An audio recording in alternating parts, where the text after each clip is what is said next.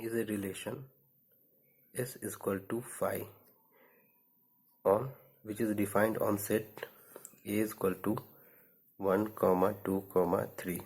Since a relation is empty, so it can't be reflexive, because for a relation to be reflexive, for every element x belonging to capital set A, x should be R related to x, but in this relation there is no element, so it can't be reflexive. But it is symmetric and transitive because it is not violating condition of symmetric and transitive.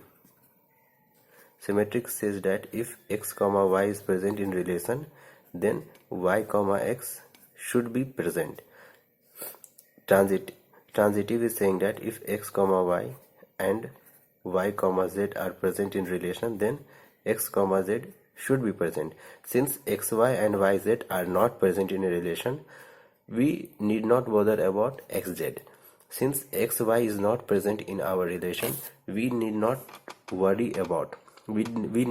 to worry about y comma x. So empty relation is not violating the condition of symmetricity and transitive. So empty relation is both symmetric and transitive, but it is not reflexive because it is violating the condition of reflexibility.